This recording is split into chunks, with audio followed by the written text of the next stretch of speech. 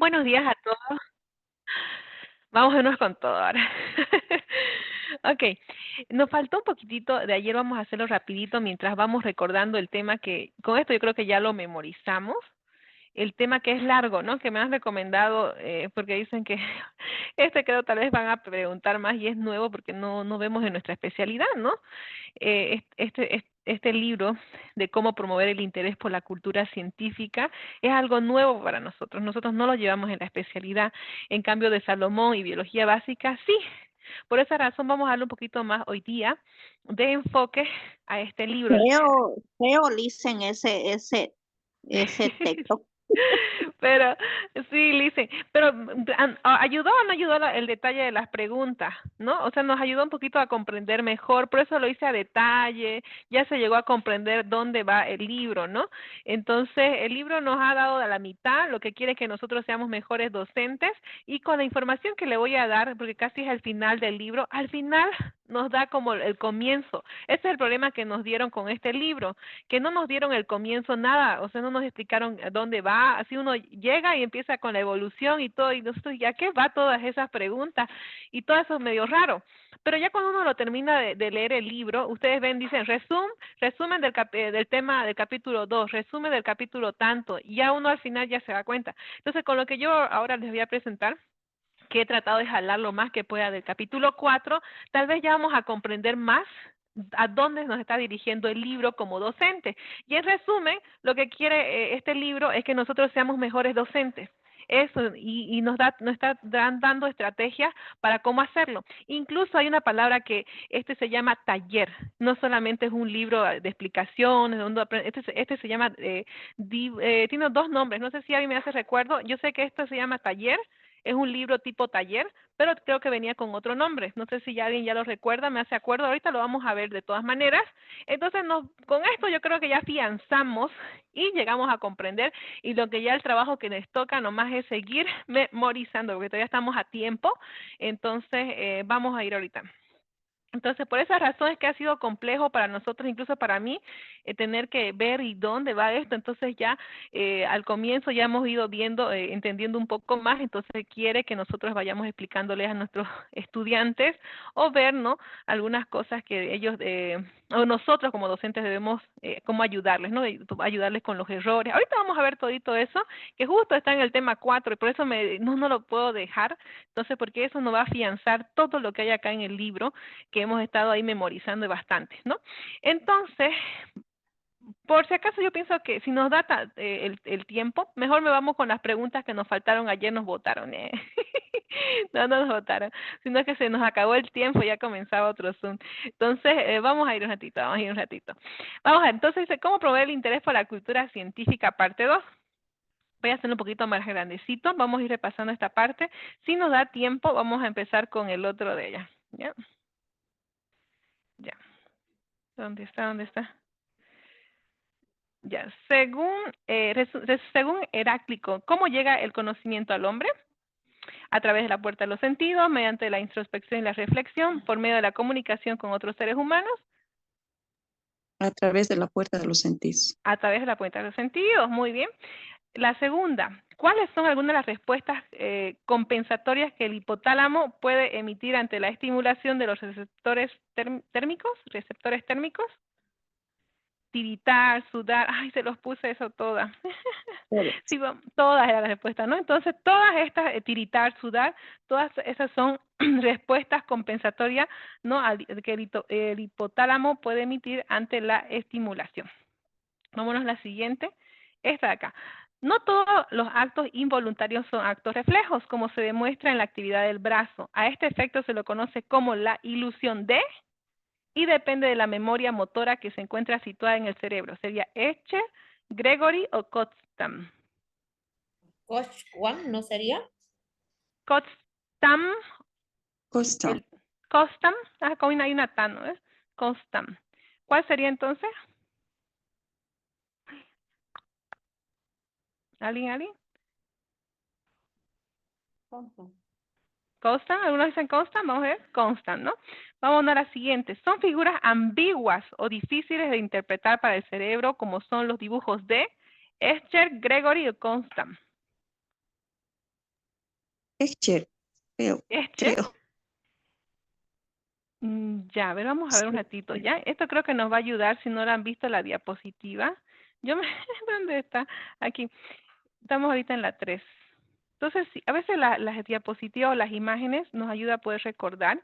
Y yo me acuerdo a ver, una vez lo vamos a ver rapidito. Tesis de... Ya, porque sí me tomé el tiempo de poder hacerles. Me acuerdo. Ah, estamos en el 2 ahorita vamos a ver, ¿sí? Ayer ya lo vimos también.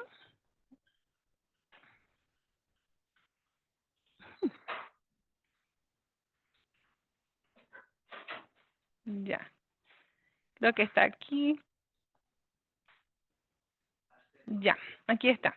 Entonces tenemos aquí, por ejemplo, esta es la de Gregory, ¿sí? Una figura interesante para estudiar es la que representa de Gregory. Acuérdense. Entonces, esta imagen presenta a Gregory, ¿sí? Entonces dice una figura interesante para estudiar. ¿Qué es lo que hace él? Él dice que aparecen unas áreas negras como caras, unas blancas como un perfil de jarrón. Entonces, Gregory nos ayuda un poquito con ello, ¿no? Que tiene su trabajo es así que parece, puede ser dos imágenes, ¿no? Tenemos a Gregory con eso. Vamos a ver aquí. Eso está en el tema 2. A ver. Ya. Después había esta también, no sé si la de Gregory, ¿qué más había? Vamos a ver acá. Esta acá, si no me equivoco. Ya, este es de Sekel, ¿sí? Esta es una de las de las ilusiones. Acuérdense, las ilusiones se refiere a Sekel. Unas estupendas ilustraciones las podemos encontrar en Sekel. Son como las ilusiones, ¿no? Que en diferentes formas. Ilusionistas. Incluso este es su libro de Sekel.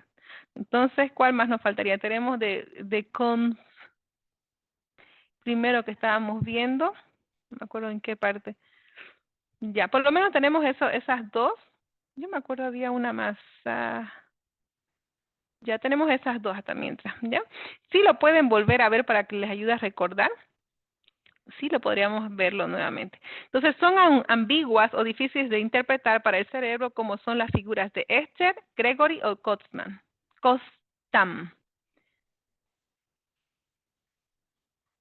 Son ambiguas o difíciles de interpretar para el cerebro. Está entre Escher y Gregory, ¿no? Entonces sería Escher.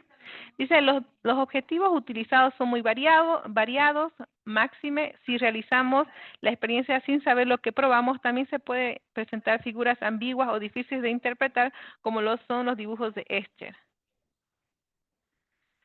Una figura interesante para estudiar es la que se presenta tanto, en la que aparecen unas áreas negras como caras y unas blancas como el perfil de un jarrón, muestran las percepciones alternas entre estas dos interpretaciones.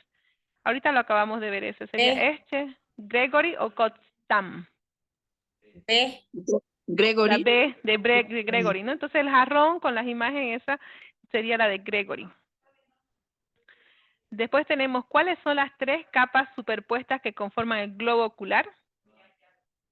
La esclerótica coroides y retina, epitelio músculo y retina. Ah, La A, ya, la A, esclerótica coroides y retina. ¿Cuántos conos se encuentran en la retina y qué función desempeñan?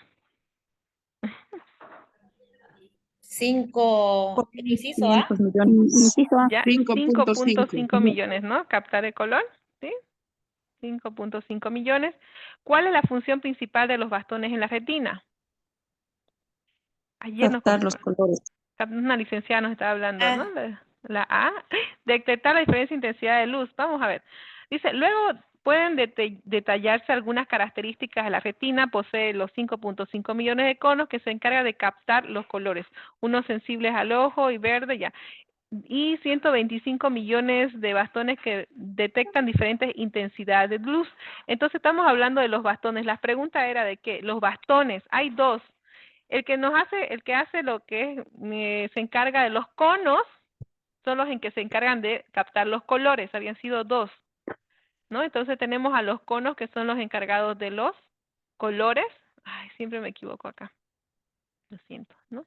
Entonces tenemos a los conos y tenemos a los bastones, entonces que se encarga de captar los colores, como el color rojo y verde, o azul. Después 125 millones de bastones que se detectan diferente intensidad de luz. Entonces la función de los bastones ya sería diferente, sería la intensidad de luz y se mantiene sensible a la penumbra. Además, en esta capa se encuentra la fovea, pequeña depresión, donde la visión es muy aguda por existir un cúmulo de estas células fotosensibles.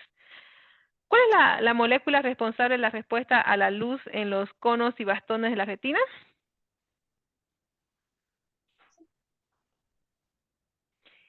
¿Cuál es la molécula responsable de la respuesta? Si no me equivoco. Retinol. A ver. A ver, ¿cuál es la molécula responsable de la respuesta a la luz en los conos y bastones de la retina? La ¿Rodopsina? A. ¿La rodopsina? La rodopsina. La rodopsina. Entonces dice, entendido el problema, el profesor puede señalar a la rodopsina derivado de la vitamina A y se encuentra en los sacos membranosos de conos y bastones como molécula responsable, ya que es encendida por la luz, dando lugar a opsina y retinol. Se menciona en el libro unas estupendas ilustraciones que las podemos encontrar, el campo de las ilusiones ópticas. Ahorita lo acabamos de ver. Seckel. Seckel era, ¿no? Seckel. Teníamos de Gregory con el jarrón y parecía dos caras, y teníamos de Kotzmann, que ahorita lo acabamos, Seckel. Entonces, el campo de las ilusiones ópticas. ¿Cuál es el título del libro? Richard Dawkins, publicado en 1996, que explora la evolución del ojo y otros aspectos de la biología.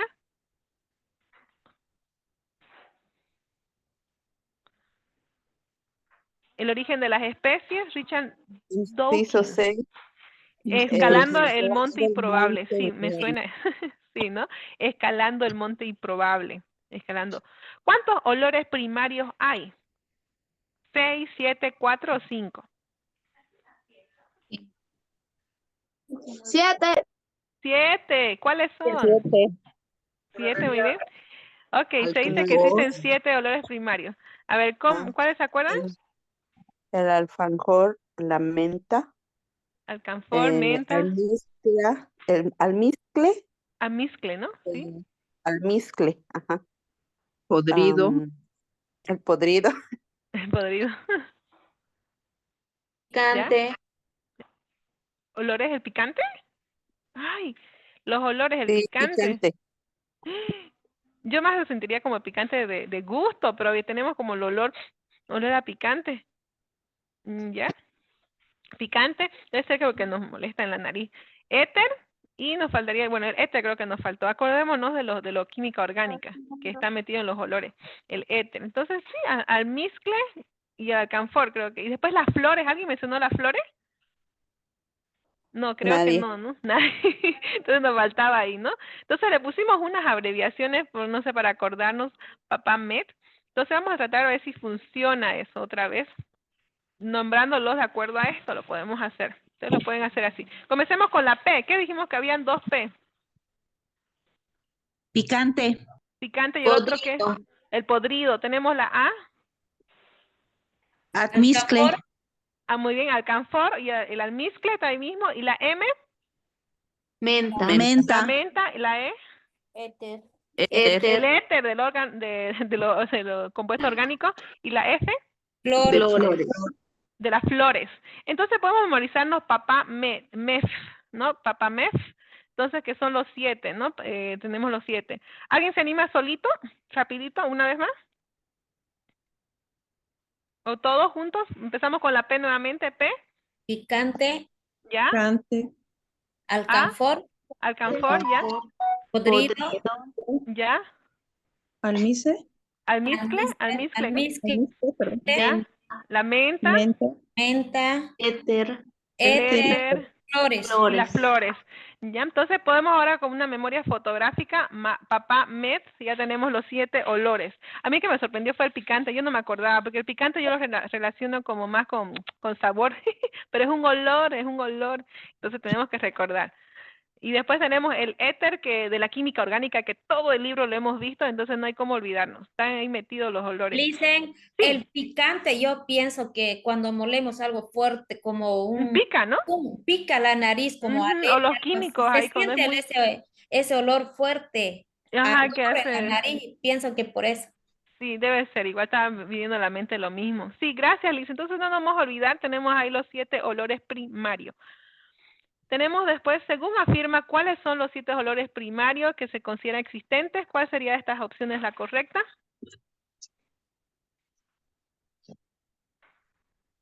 Ah, Ah, La inciso A, A. ¿no? Inciso Inciso A. A. Inciso A, ¿no? Tenemos ahí la A. Aunque el ser humano tiene alrededor de 10 millones de células olfativas, ¿cuántos olores diferentes se estima que puede identificar? el inciso D. Ah, no, el No, inciso C. Inciso C, C. de 2000, yo me acuerdo igual, 2000 y 4000. Ya estoy lista para el examen igual. Entonces, eso, hay una licenciada que me hizo notar de los 10 millones. Nos vamos a quedar con los 2000 a 4000. No sé si lo han visto. En el resumen del libro se habla de 10.000 millones, un buen sentido del olfato puede dar hasta 10.000, decían, pero es como que está algo mal, tal vez que se han equivocado ellos mismos, pero estaba en el libro y en la parte de ustedes pueden encontrar como un resumen. Si no me equivoco, era en el libro 3. La licenciada me mandó una captura como que, y aparece. Entonces, para no complicarnos, nos vamos a quedar con los 2000. Aquí está, mire, hay como una contradicción. Y cuando lo vi, mire, esta parte de acá dice, una persona con un buen sentido del olfato puede percibir hasta 10.000 olores diferentes. Pero creo que se han equivocado. Me parece que los libros también se tienen errores. Este es el resumen del libro. Al final, al comienzo, lo que hemos hecho la pregunta ahorita está en el libro, en el contenido mismo. Entonces, es como que algo opuesto no va. Entonces, nos vamos a quedar nomás con los 2000 a 4000. Si en el examen hubiera algo de 10.000, ya lo escogemos ese. Pero lo correcto es 2000 y 4000. Sí, esto yo lo saqué del resumen de los libros. Entonces, igual cuando yo lo vi, medio como que contradecía, ¿no? Y es imposible 10.000 olores que nosotros ya tengamos esa capacidad, ¿no? Yo pienso que algo se han equivocado acá. Entonces, nos vamos a quedar nomás con para responder lo que la docente me mostró, porque hasta yo igual me quedé sorprendida. Memorizamos lo que está dentro del contenido. Eso pusieron es en el resumen del libro. Licen, ese Sí. donde dice 2 y 4 olores diferentes, ¿no nos hace la comparación con el perro? Algo así lo estaba Sí, ahorita entendiendo. lo vamos a ver. Y eso Aquí es lo está. que nos está haciendo Ajá, aquí confundir dice, el ahorita. ser humano tiene unos 10 millones de células olfativas, entonces puede ser que ahí fue o sea, que lo hicieron mal un poquito, porque está eso en el libro, lo hemos sacado del libro. Entonces dice aquí unos 10 millones de células olfativas, entonces eso podemos memorizar, que tenemos unos 10 millones de células olfativas, la 10ª parte del perro, pero es capaz de identificar entre 2000 a 4000 olores. Entonces, eso es lo que está en el libro, en el contenido. Entonces, ese lo vamos a memorizar. Y ese error que ha habido nos va a servir para memorizar. Porque aquí también dice en el libro que los errores, ahorita vamos a ver lo que dice Einstein. Me gusta adelantarme, pero ya ahorita lo vamos a ver. Y es bien interesante porque nos da mucho para analizar. ¿A qué edad se estima que los seres humanos conservan alrededor del 80% de su capacidad olfativa original? ¿A qué edad? ¿A los 20 años, al nacer, a los 40 años o a los 80 años?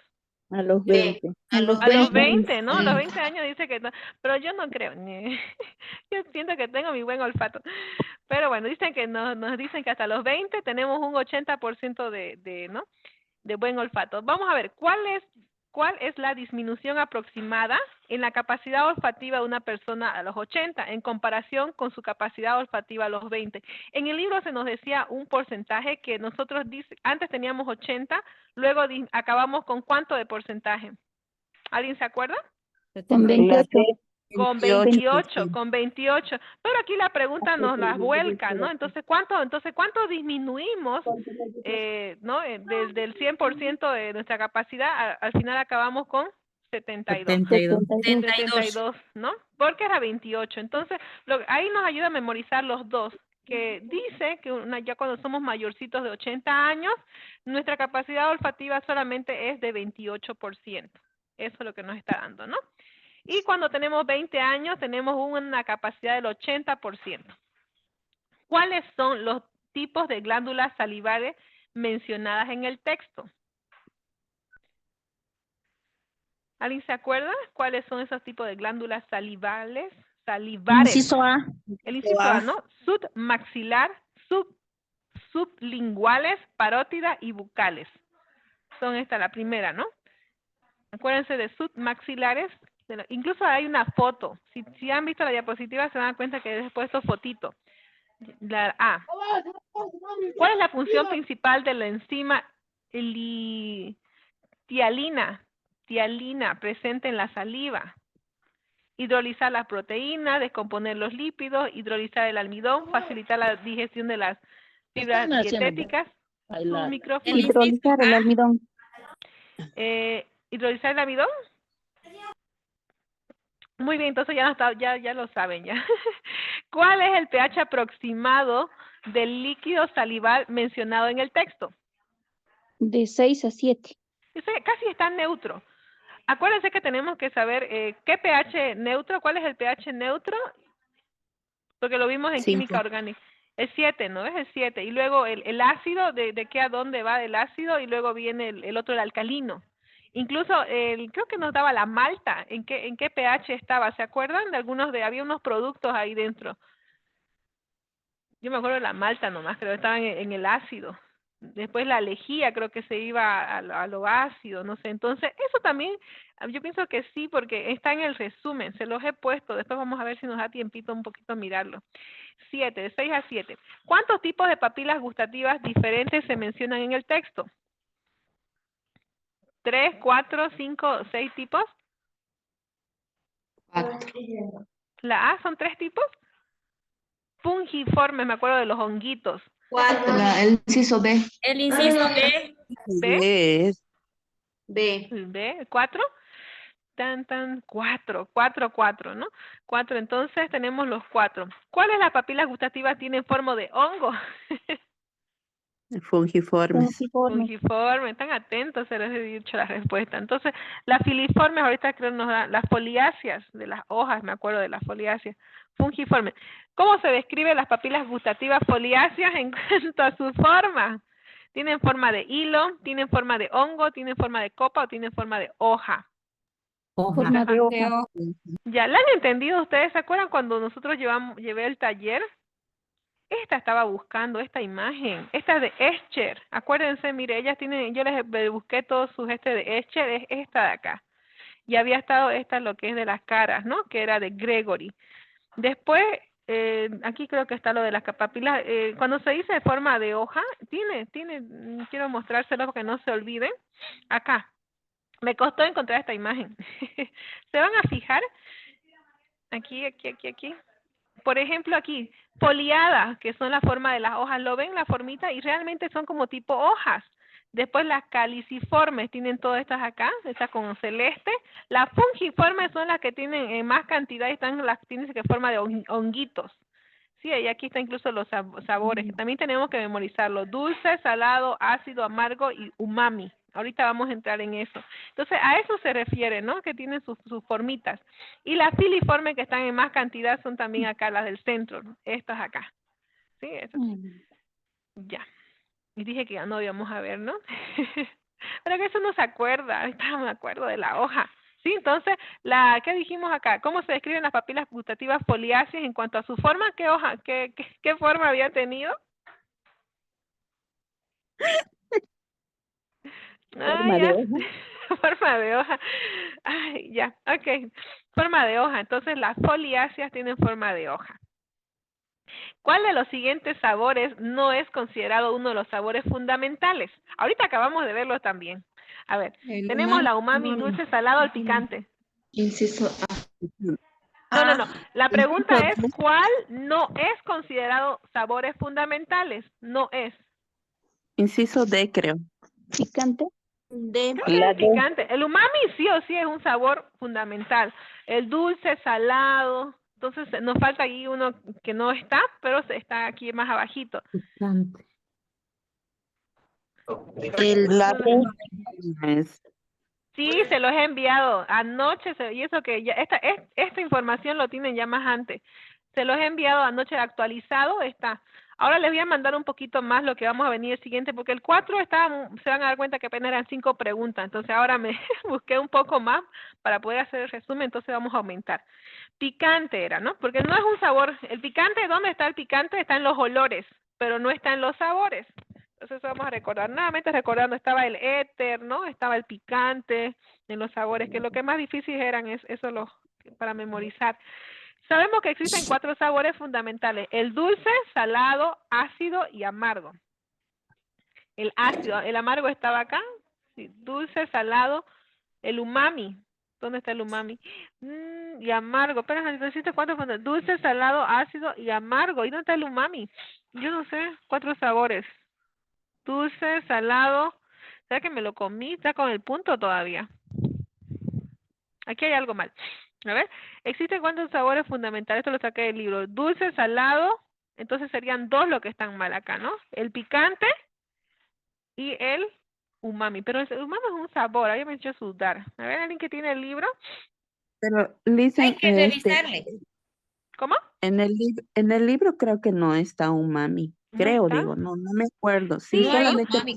No hay cuatro umami. sabores nomás muestra en Ya. el libro. Ya, entonces, Está en ¿a el Hay el qué, libro. número cuántos 5. sabores hay? Y acá en la imagen Está el dice umami. No, se son dulce. los Está, no, cinco yo creo que sabores, lo he ¿no? visto, sabor ácido, salado. ¿Y por qué no está acá? ¿Será comido también? A ver, a ver, a ver, a ver. Ya, ¿No no, son 5 sabores primarios? ¿cómo? En ¿No el son texto 5 dice, sabores primarios? A lo que he visto y voy a investigar ahorita, son 5 sabores primarios: dulce, salado, ácido, amargo y el umami. Sí, ¿no ves? Pero en el libro, ¿por qué no los ponían solamente así? Es que en el Dice, libro ¿saben lo la que es? cosa es el se libro. sugiere la existencia de un nuevo sabor, el umami, Ah, es que que se puede ser encuentra antiguito, asociado pues. al glutamato aminoácido de las proteínas de la carne. Ujú, sí, pero dice aquí fundamentales. Entonces, los fundamentales menciona solamente los 4. ¿Ya? Entonces, eso nos vamos a enfocar, que solamente son estos 4 y el umami, depende, no sé, tienen, lo que está en el libro nos van a preguntar. Así que, bueno, ya por lo menos lo tenemos los dos. Si está ahí como opción de umami, lo ponemos, y si no, o sea, esto nomás lo que está en el libro. Hay unas cosas que en el libro, por ejemplo, me di cuenta que parecía que faltara o le aumenta y no sé de dónde, pero en otras partes no hay, así que ni modo. Ya. Lo dejamos entonces, más o menos ahí está ya la idea y el debate de eso que hemos quedado. ¿Cómo debe concebirse la educación escolar? Ya este es el tema 3. Sí, ya terminamos el tema 2 un poco. Vamos a repasar un poquito el tema 3 y el 4. ¿Cómo debe concebirse la educación escolar relativa a las ciencias? Como ciencia solo para algunos, como ciencia para pocos, como ciencia para todos o como ciencia exclusiva. Inciso C. El inciso C, ciencia para todos. Ciencia para todos. Tiene lógica, ¿no? Porque el libro quiere que todos los estudiantes no tengan esa cultura por la ciencia. Entonces es para todos, no solamente para los docentes, sino que para todos. ¿Cuál es uno de los propósitos de la formación científica? Ser útil únicamente en el ámbito escolar, restringirse al desarrollo personal de los sujetos, proporcionar estatus social a las personas, convertir a los sujetos en personas científicamente alfabetizadas.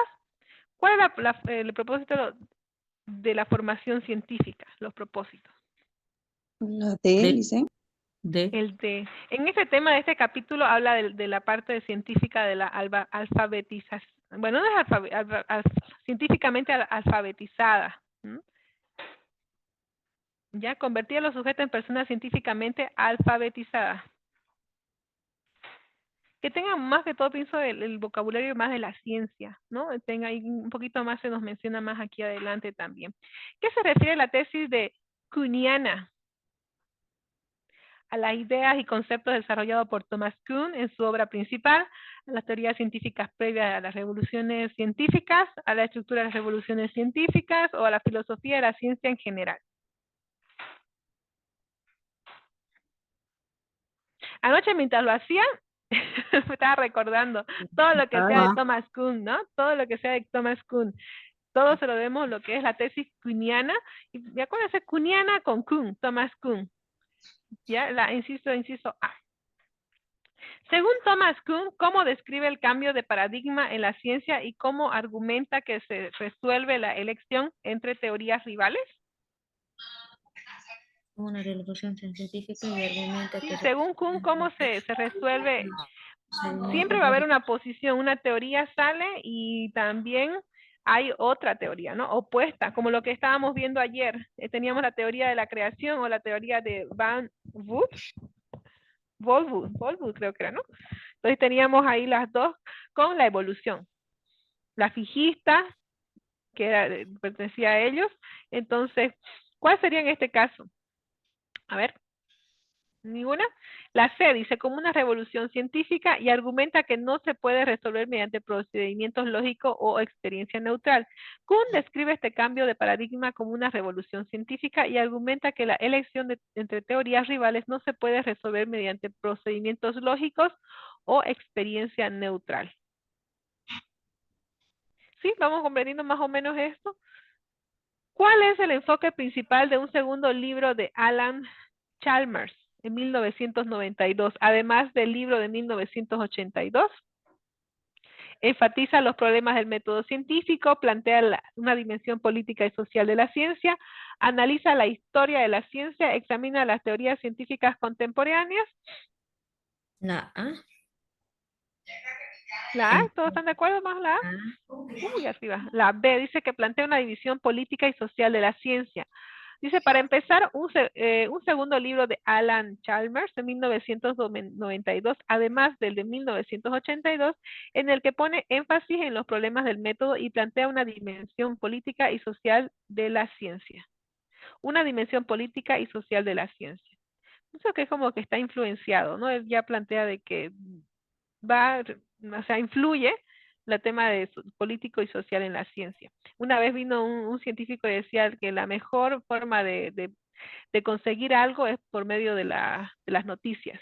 Si ellos quieren proteger algo, tienen que ir a las noticias y hacer, o sea, ¿no? Quejarse y todo, y eso se hace así como viral, y es la única manera que se puede obtener las cosas.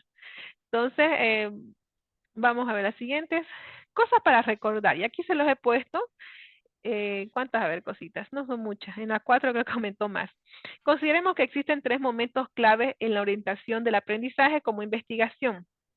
Está en portugués, enseño y busco, parece, pesquisa. Problematización, aplicación de las metodologías de enseñanza, sería estas 3. Evaluación de aprendizaje y de la enseñanza. El número 2, el trabajo desarrollado por Carles Furió y José Paya y Pablo Valdés Castro documenta ampliamente las investigaciones relativas al trabajo experimental en la educación preuniversitaria. ¿Qué estaba? No sé si se acuerdan de esta parte de acá. Ellos estaban viendo que los trabajos no había mucha información. Me acuerdo yo un poquito de esto, que ellos cuando, ¿quiénes son la educación preuniversitaria? Estamos hablando de los futuros, los bachilleres, ¿no? Porque van a entrar a la universidad. Entonces, ellos notaron que había muy poca información sobre ellos, ¿no? Como incluso buscando investigación, me acuerdo un poquito de ello. Entonces, el trabajo dice documenta ampliamente las investigaciones relativas al trabajo experimental de la educación preuniversitaria. Después, otro punto dice, menciona lo anterior, ya que el capítulo comentado de este libro, esto se lo he resaltado con amarillo para que no nos olvidemos. Yo les dije, este es un libro taller, son 2 palabras. Decía, ¿cuál es la otra palabra? Entonces, acá en el libro nos dice, ¿este libro qué es? ¿Es un libro, no sé, de ciencia? ¿Es un libro taller? ¿Es un libro de qué? Entonces, estamos llegando a que este libro es un libro taller, ¿no? Es un libro que nos está capacitando, preparando para cómo nosotros podemos enseñar mejor a nuestros estudiantes. Ahorita vamos a entrar más a detalle sobre eso. Entonces, para mí, yo lo considero importante recordar que es un libro taller. No es normal como los otros libros de ciencias que uno lee contenido, información y ya. No, es un libro que nos lleva a la acción, con prácticas y nos da ejemplos, y por eso nos fue difícil de entender desde un comienzo. Entonces tenemos el libro taller. Por eso yo decía, son 2 palabras y no me acuerdo. Entonces era el libro, es el libro y el taller. Tiene aspectos interesantes que pueden influir en la reflexión para plantear y mejorar los materiales educativos, en especial los libros de texto. Entonces esa es su habilidad. Te da conceptos y estrategias de enseñanza. Muy bien, gracias, Lisen. Ahí están haciendo su opinión. Tal como lo afirmó Cauchy en 1979, desde la década de los 60 de acuerdo a la edición original de Checo, y que se puede resumir de la siguiente manera: el fenómeno oculta la ciencia, y por esa razón son necesarias la ciencia y la filosofía, dado que nos movemos en el mundo de la pseudoconcreción. Dice Cauchy, para tratar de comprenderlo hay que develarlo, lo que implica recorrer muchos caminos indirectos. En esta parte, cuando nosotros vayamos estudiando, se los pongo ahí porque todo lo que son autores tenemos que memorizar. Todo lo que son citas de los autores, nombres, tenemos sí o sí que prestarle mucha atención porque sí entra en el examen. Entonces, Perkins refiere a las llamadas actividades de comprensión como aquellas que permiten hacer ciertas cosas con el conocimiento Sería súbito. bueno lo que poquitos. ¿Cómo? Lisa, ¿está diciendo algo? Lo siento. Perdón, se me fue. Disculpen. Ya, Lice, yo igual, estamos todos nerviosos. Sí, entonces, está bien, Lice, no se preocupe. Ya, entonces, Perkins refiere a las llamadas actividades de comprensión como aquellas que permiten hacer ciertas cosas, el conocimiento, y que revelan comprensión y la desarrollan. Dichas actividades son la explicación, la ejemplificación, la aplicación, la justificación, la comparación, el contraste, la conceptualización y la generalización. En este caso se los he puesto, había la recomendación que a veces se lo dan así blanquitos y hay que completarlas, entonces a veces hay uno que, no sé, por si acaso tenerlas en cuenta ahí. Asimismo, se concede un peso importante a las imágenes mentales como un tipo de conocimiento holístico y coherente. Cualquier representación mental unificada y abarcadora que nos ayuda a elaborar un determinado tema. Por eso hemos visto también lo que son las imágenes de varios autores. No estaban por nada, tenían un propósito de mostrarnos a nosotros, ¿no? Entonces, por eso un poquito aquí lo explica. Y después tenemos el autor Dweck, en 1998, destaca la importancia del trabajo experimental en el estudio de la ciencia y la tecnología. El trabajo experimental implica realizar experimentos, investigaciones y actividades prácticas que permiten a los estudiantes interactuar directamente con los conceptos científicos y tecnológicos y aplicarlos en situaciones reales. Esta aproximación activa y práctica facilita la comprensión y el aprendizaje significativos de estos temas. En resumen, la reflexión final resalta la importancia de incluir la ciencia y la tecnología en el currículo escolar. Aquí nos hablaba, me acuerdo, de las TIC, un poquito, y si nos dice por qué nos pregunta otra vez, las TIC está en el tema. Sí, un poquitito, así todavía la menciona, las TIC, ahí estaban. Y la tecnología en el currículo escolar, no solo por su valor intrínseco, sino también por su capacidad para enriquecer y aplicar los aprendizajes en otras áreas del conocimiento, y el papel fundamental de trabajo experimental en esta forma de estudio. Algunas cositas para recordar. Tema 4. Vámonos al tema 4. ¿Por qué se hace preciso un análisis teórico previo por parte del alumno antes de emitir hipótesis? Aquí nos explicaba que no era nomás decirle al estudiante, a ver, ¿qué piensas? ¿Qué piensas sobre este tema, sobre esto de acá? Sino que teníamos que darle algo investigado, que él lo haya leído, ¿no? Que él lo haya analizado, y luego nosotros ya le preguntamos, ya con un conocimiento que él tiene de lo que le hemos entregado, de lo que le hemos pedido que investigue. Entonces, de acuerdo a eso, ¿por qué se hace preciso un análisis teórico previo por parte del alumno antes de emitir hipótesis?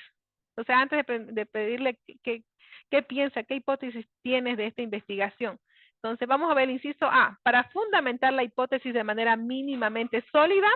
Inciso B, para estimular la imaginación sin restricciones. Inciso C, para evitar el uso de libros de texto o apuntes del profesor. O D, para limitar la creatividad y evitar hipótesis imaginativas. Inciso A para mí. Sí, parece más la A, ¿no ves? Vamos a ver la A, dice para fundamentar la hipótesis, porque si no nos va a dar algo de que él piensa y por supuesto que no va a estar muy clara, ¿no? Entonces sería la A, para fundamentar la hipótesis de manera mínimamente sólida. Ya. Según Taconis y Cole, 2001, ¿qué otras iniciativas se deben acompañar para que la resolución del problema mediante el trabajo en grupo sea exitosa? Ayudas a los estudiantes para que construyan esquemas, estimulación a la competencia individual, promoción. Ya, vamos a hacer una cosa. ¿Lo han leído alguien? Si lo ha leído, ¿se acuerda algo? Nada. Vamos a volver a repasar una vez más. Yo creo que hasta ahí lo tenemos clara. Inciso A, ayudas a los estudiantes para que construyan esquemas. Dice que según Taconis y Cole, para que la resolución de problemas mediante el trabajo en grupo sea exitosa, debe ir acompañada de otras iniciativas, tales como la ayuda a los estudiantes para que construyan esquemas. Entonces, esa es la clave. Tenemos a Taconis, que nos sugiere que utilicemos esquemas, ¿no? Que construyan, ayudas a los estudiantes haciendo esquemas, construyan esquemas, no es un resumen, pero ahí. Entonces, el ejemplo que nos da, por ejemplo, dice, elaborando mapas conceptuales o modelizando el problema, las orientaciones del profesor o una retroalimentación que les permita comprobar la bondad de sus actuaciones. Por eso ayer hablamos y decía, siempre es importante que vayamos haciendo nuestro mapita mental de lo que vamos yendo. Algunas palabritas clave lo vayamos, porque cuando queramos repasar mañana tempranito vamos a tener nuestras 10 hojitas rapidito para repasar y que nos recuerde lo que estamos viendo, que traer otra vez las 20 diapositivas, no sé cuántas son estas hojas, son como 100. Entonces va a ser más difícil. Nos conviene ahora hacer nomás nuestro resumencito más corto de todo el libro en escrito así a mano, porque incluso a mano uno se recuerda. Entonces, ¿qué? Tener otra vez que ver todas las diapositivas, que son hartas, son hartas. Entonces, de ahí ya los puntos claves lo podemos recordar. Entonces, lo mismo nos aconseja acá. Sí. Vamos a volver a repasar ahorita uno más. ¿Cuáles de las siguientes opciones, hasta luego, opciones complementa la idea de que un cambio metodológico no es posible sin un cambio de actitud por parte de los profesores en sus clases? Los cambios conceptuales y metodológicos son independientes entre sí. Vamos a ver el concepto, porque la C dice, los cambios metodológicos pueden llevar a cambios conceptuales. Un cambio conceptual no es posible sin un cambio metodológico. Sin embargo, podríamos complementar. Un cambio metodológico no es posible sin un cambio de actitud por parte de los profesores en sus clases. Entonces aquí nos está hablando, según la pregunta, ¿cuál de las siguientes opciones complementa la idea de que un cambio metodológico no es posible sin un cambio de actitud por parte de los profesores? Nos está poniendo como para completar la frase, un cambio metodológico iba acompañado ¿con qué? Con un cambio. Nos puede llevar a cambios conceptuales, en otras palabras. Entonces tenemos la C, que los cambios metodológicos pueden llevar a cambios conceptuales. Aquí está. ¿Ya? Un cambio metodológico no es posible sin un cambio de actitud, o sea, pero el concepto es así. Un cambio conceptual no es posible sin un cambio metodológico. O un cambio metodológico no es posible sin un cambio, bueno, al revés. En este caso la respuesta tenemos la C, un cambio metodológico pueden llevar a cambios conceptuales. Más o menos se puede llevar a entender esta parte. Listen, ¿será que hay arribita uno que me quedé en duda? ¿Cuál? Como usted dijo, vamos a hacerlo el resumen. Yo me anoté, pero me quedé arriba en la otra. Pero Listen, se lo he mandado con el resumen así como está. Esto está en el libro, se lo pasé anoche. Yo a propósito igual se los he dejado. Aquí, toda esta parte de acá se lo he dejado, y en la 4 le he dejado más todavía. Un poquito más, para que los que quieran profundizar más, ya lo tengan y no se les vaya. Entonces ahí ustedes pueden analizar y algunos nombres, porque estoy tratando de poner casi todos los nombres de los autores, lo que ellos dicen, sus ideas y todo eso, porque sí o sí no va a entrar algunos de ellos. Entonces, vamos aquí. Entonces, en este caso, nos está recomendando, ¿no? Que siempre, ¿dónde estamos acá? ¿Ya? De acá, Taconis. Sí, acá estamos, ¿no? Entonces, que un cambio conceptual hay que memorizarlo, ¿no? No es posible sin un cambio metodológico. Entonces, si cambiamos nuestra metodología, vamos a ver los resultados en los cambios conceptuales que tenga nuestro docente. Y creo que un poquito más lo vamos a entender ahorita que vayamos avanzando a dónde nos está llevando. Según Chon, en 1992, y Seichner, en 1993, ¿cuáles son los conceptos relacionados con la reflexión en la práctica docente? ¿Alguien se acuerda de este? Si lo ha leído, quisiera tal vez ayudarnos. Reflexión en acción y reflexión sobre acción. Si no, ahorita lo vamos a ver. ¿Cuáles son los conceptos? ¿Cuál?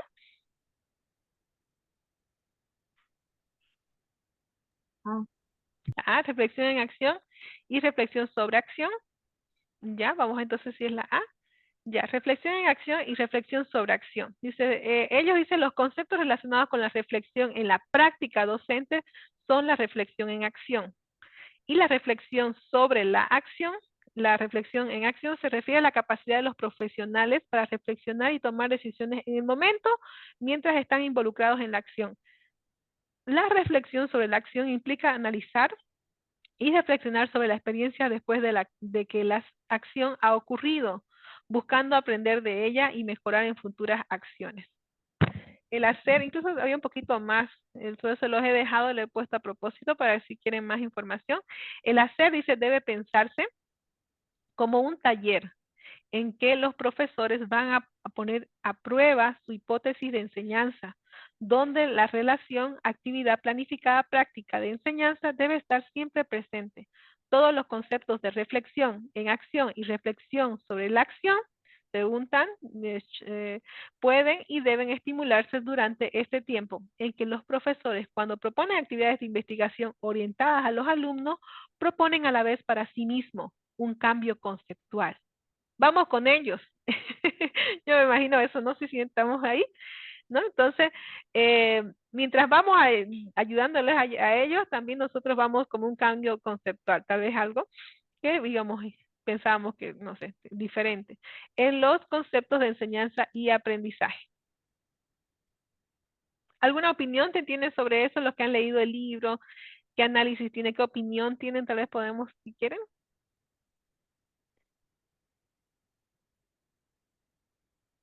Ya. Entonces, si no, vamos a ir.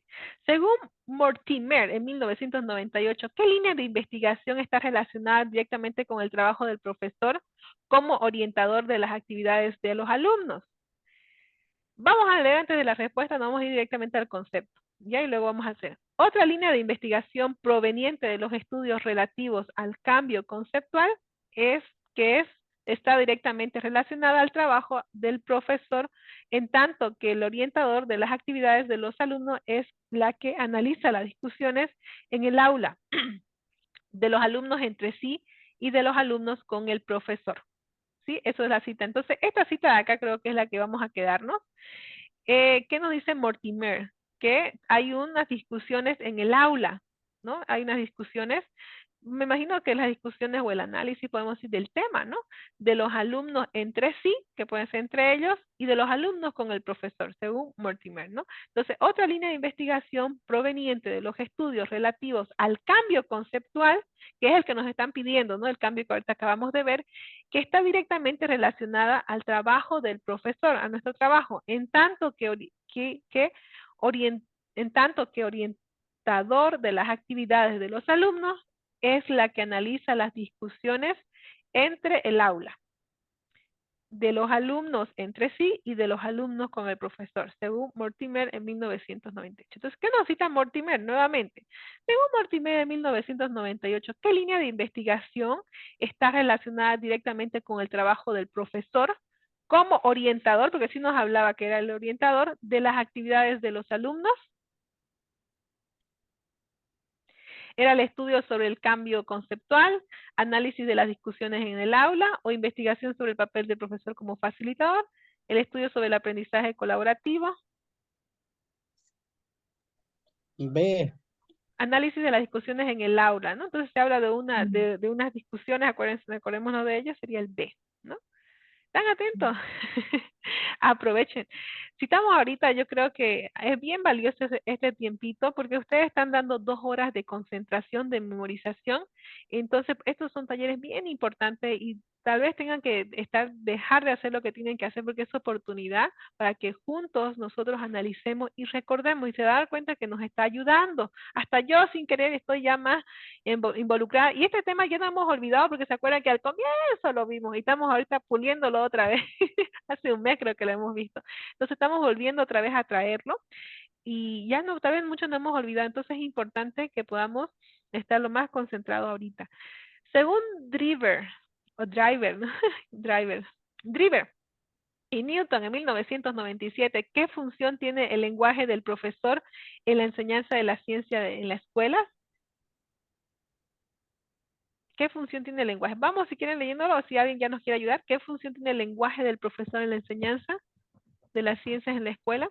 Se dice que en ese tiempo querían, bueno, no querían en ese tiempo, sino así como historia, ¿no? Lo que se estaba buscando era que el lenguaje de los estudiantes sea más de ciencia, ¿no? Entonces se cambie. Incluso acá se menciona, vamos a leerlo, está aquí, vamos a leerlo, dice en la parecita. Por eso a propósito los he puesto así todo para que lo lleguemos a comprender. Dice, el lenguaje del profesor es un lenguaje propio. El de las ciencias que se enseñan en la escuela socialmente construidas y validadas, y una de las funciones de la escuela es introducir a los alumnos en ese nuevo lenguaje. Supone que ¿no? Nos vamos a traerlos a nuestro lenguaje de la ciencia, a ellos. Lograr que aprecien su importancia para dar un nuevo sentido a las cosas que ocurren a su alrededor. Que entren en un mundo simbólico que representa el mundo real. Eso lo cita Driver y Newton. Para que cambie el lenguaje de los alumnos y pasen de un lenguaje cotidiano a un lenguaje científico. Eso, si ustedes quieren remarcarlo, vean, traten de verlo. Entonces, lo que queremos es que ellos cambien ese lenguaje cotidiano, normal que tenemos, a un lenguaje más científico. Entonces, los profesores deben dar oportunidad para que los estudiantes expongan sus ideas sobre los fenómenos estudiados en un ambiente alentador para que ellos adquieran seguridad y se impliquen en las prácticas científicas. Entonces necesitamos que ellos participen, que hablen, ¿no? Que se desenvuelvan. Vámonos ahora otra vez a la pregunta.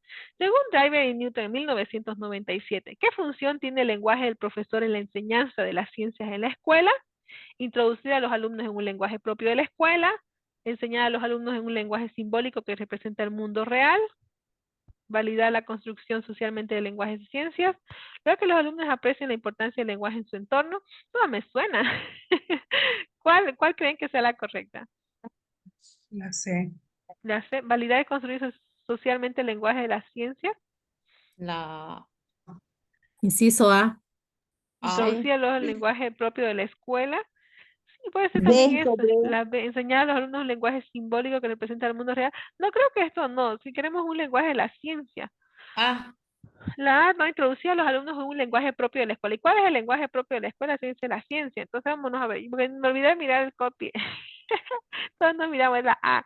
Introducir entonces a los alumnos a un lenguaje propio de la escuela. Está bien, está bien. Entonces creo que va con lo que estábamos haciendo la pregunta. Entonces queremos que nuestros alumnos, ¿no? Se introduzcan ese lenguaje de la ciencia. Se podría haber hecho otra pregunta de acá, que sea de una manera, tal vez nos lleve a esto, a esta palabra clave. Por ejemplo, dice, para que cambien el lenguaje de los alumnos y pasen de un lenguaje cotidiano a un lenguaje, ¿qué lenguaje nos está pidiendo? Científico, ¿no? Pues se puede hacer también otra pregunta de esto.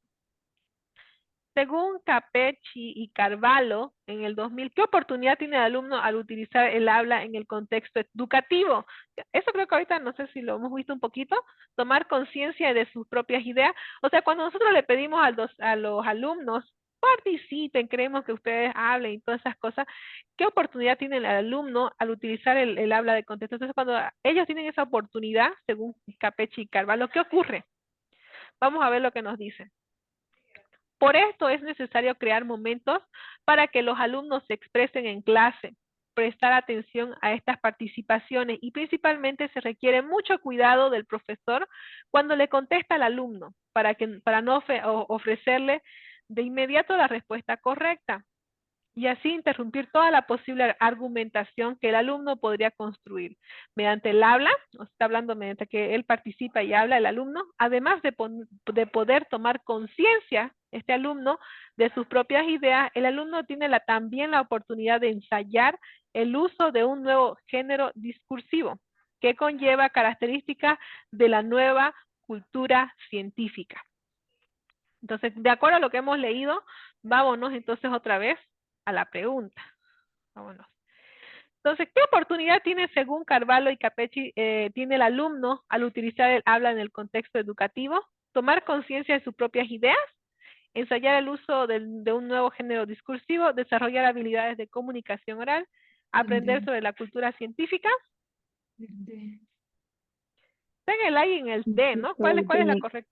¿Cuál? El A, B. Pues será, pero B. T. C, desarrollar habilidades de comunicación oral. No era el ensayar el uso del nuevo género discursivo, no tampoco. Aprender sobre la cultura científica, hablamos algo de tomar conciencia de sus propias ideas también. Creo que esos dos podrían ayudarnos. Vamos a ver. Entonces el B, ya, entonces el B, ¿por qué nos decía ensayar un nuevo género discursivo? Vamos a ver, otra vez vamos a ver acá, ¿dónde dice eso? A ver, mediante el habla, además de poder tomar conciencia de sus propias ideas, ¿no? El alumno tiene también la oportunidad de ensayar el uso de un nuevo género discursivo, estaba acá, ¿no? Entonces, aparte de que va a tener conciencia de sus propias ideas, el alumno tiene también la oportunidad de ensayar el uso de un nuevo género discursivo.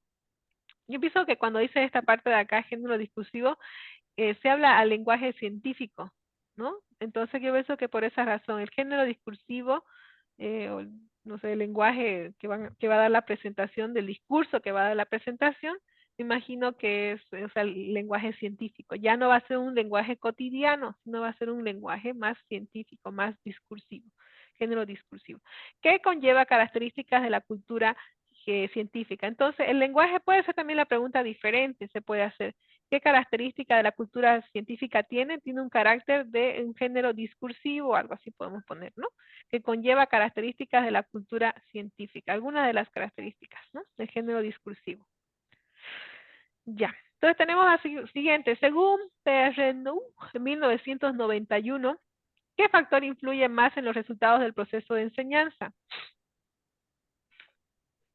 La genialidad de los otros tipos de actividades, la capacidad del docente para ayudar al alumno a regular sus errores y dificultades, la estructura del currículo y los contenidos, el nivel motivación y compromiso del alumno.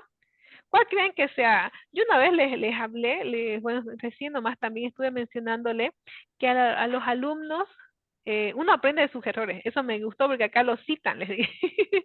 A veces uno se equivoca y tenemos miedo de equivocarnos y eso nos cohíbe también, ¿no? No queremos ni participar porque a veces siempre me equivoco y todo. Entonces, a veces también los alumnos tienen eso. Entonces, acá en el libro se menciona que los errores en este caso son también ayuda a progresar, ¿no? Nos ayuda a progresar. Y nos ayuda también a aprender. Vamos a ver, entonces según Perreu, si no me equivoco, fue él el que dijo eso, que es la capacidad del docente para ayudar al alumno a regular sus errores y dificultades. Vamos a ver si estoy en lo correcto. Sí, es la B. Entonces, la capacidad del docente para ayudar al alumno a regular sus errores y dificultades, tenemos eso de Perrenaud. Como escribió Perrenaud, dice en 1991, los resultados de un proceso de enseñanza depende más de cómo se va ayudando al alumno a regular sus errores y dificultades y no de la genialidad de los otros tipos de actividades. Entonces, aquí también me acuerdo, lo siento, que se hablaba de cuando uno toma el examen, vamos a ver los errores, ¿no? Vamos a ver que no ha entendido, que le va mal y todo. Entonces, ahí no va a ser para decir, no es bueno en matemática o no es bueno en esta materia, sino que ahí lo que nos está diciendo que esos errores que hemos notado nos va a servir de información para ver cómo nosotros podemos ayudar en el caso de poder, no sé, ayudarle para que mejore. Entonces, esas dificultades, y no tampoco tenemos que concentrarnos en cuán hábil es, ¿no? Sino que también esos errores nos va a servir a nosotros de base para ver cómo podemos ayudarles a ellos. Según Boniol y Nunciati, ¿qué tipo de evaluación se plantea como necesaria para ayudar al alumno a pilotear su propio proceso de aprendizaje? Evaluación sumativa, evaluación diagnóstica, formativa o normativa. ¿Alguien que ha leído más o menos ya? ¿Se acuerda? Formativa. Formativa, dicen, gracias. Si no me respondían, yo no lo hacía lo de genética. Mañana nos tenemos lo que es genética, biología básica. Me estoy trasnochando para poder, léanlo, por eso yo digo, yo se los di anoche porque dije van a estar leyendo en la mañana y lo van a necesitar. corriendo, ¿no? Entonces, y es medio que incompleto porque tengo que completar ahorita estas preguntas, algunas. Entonces, ¿por qué? Porque estamos con el tiempo y aprovechenlos. Traten de concentrarse porque es clave estos 2 días. ¿Se puede todavía? Sí, se puede. Entonces, pero necesitamos que concentrarnos en ello. Entonces, sí, yo también estoy de acuerdo, que si no me equivoco, también se habla de la evaluación formativa. Entonces, tenemos al que cita es según Bonil y Nunciati. Vamos a ver. Entonces, no creo que está muy difícil de entender eso. Según Astolfi y las afirmaciones de Einstein, ¿qué papel juegan los errores en el proceso de enseñanza-aprendizaje? Los errores son inevitables, pero no tienen papel relevante en el aprendizaje. A ver. Los errores son obstáculos que deben evitarse en el proceso de enseñanza-aprendizaje. Los errores son el punto de partida para aprender y son necesarios en el proceso de enseñanza-aprendizaje. O los errores son indicadores de falta de capacidad y deben ser corregidos de inmediato. ¿Cuál Creo que crees? el C. No se van a olvidar eso nunca, ¿no? Entonces, yo sé facilito, eso está fácil, el C, ¿no? Ok, vámonos a la siguiente, entonces, el C era ¿quién lo cita? Ahora lo que no tenemos que memorizar es quién lo cita. Lo cita Astolfi en 1999, junto con Einstein, que también está ahí, pero más que todo Astolfi hace la cita. Y Einstein dice algo similar, creo que está acá, vamos a verlo. Aquí está, mire. En las palabras de Astolfi, el error es un punto de partida para aprender. Si no se cometiera errores, no sería necesario plantear procesos de enseñanza-aprendizaje. Y el mismo Einstein afirmaba que su trabajo consistía en detectar y superar los errores que cometía en la resolución de los problemas que se planteaban. Estoy pasando Según el clases. estudio de Butler en 1988, ¿qué efecto tiene la puntuación o notas en la capacidad de autorregulación de los estudiantes? A ver, ¿qué hora Ay, su podemos hablar? micrófono, listen. ¿Por qué? ¿Qué ha pasado? Listen. Los Es colegas. que médico, Su pues. micrófono, listen, Maddie. Colega, su micrófono. Ya. Entonces tenemos acá, vamos a leer aquí, ¿no? La respuesta dice, tal como se puso de relieve el estudio de Butler en 1988, la puntuación inhibe la regulación que puede hacer los propios estudiantes, ya que cuando se les da notas no se orientan a revisar su contenido, ni a entender por qué se equivocan, por lo que progresan muy poco. Entonces, la puntuación, cuando le ponemos una nota a ellos, dice que eso, ¿no? Ya ellos se enfocan solamente en la nota y no se enfocan en qué se han equivocado, en qué pueden mejorar, sino que directamente se van a la nota. Eso nos está diciendo Butler. Entonces, la puntuación inhibe.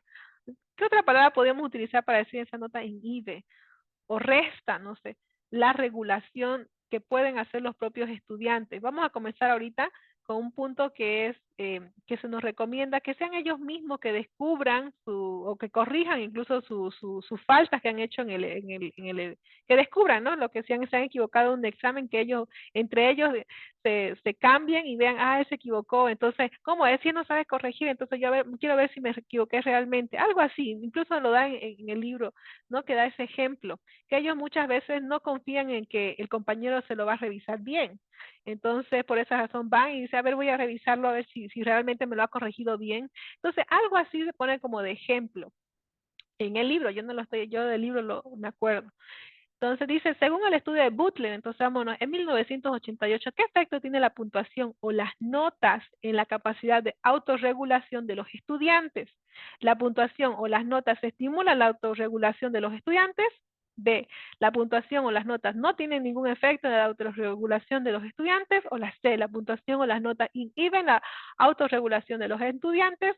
O la puntuación o las notas son necesarias para que los estudiantes comprendan por qué se equivocan.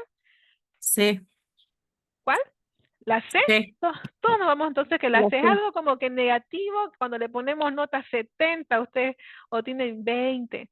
Entonces ya ellos se quedan, me saqué 20 y lo bota por ahí el examen, ¿no? Entonces ellos, lo que quieren llegarse es que ellos miren, reflexionen y a ese punto, ¿no? Que no sea nomás por ahí encima. Vámonos a la siguiente. Entonces tenemos según López, ¿qué nos dice López en 1991? ¿En qué condiciones de la evaluación puede ser útil tanto para el profesorado como para el alumno? Vamos a ver qué nos dicen. Algo ya se lo saben más o menos esto de acá. Si no, vamos a leerlo acá. Pero dice, pero solo cuando se afronta el reto que suponen tantos cambios es cuando la evaluación se traduce en una ayuda real, generadora de expectativas positivas y se puede responder afirmativamente a los interrogantes que plantea López en 1991. Y sí, es posible que la evaluación sea útil para el profesorado en su actuación como enseñante gratificante al alumno de su aprendizaje y oriente a los dos en estos procesos. Entonces, ¿qué nos quiero decir según López?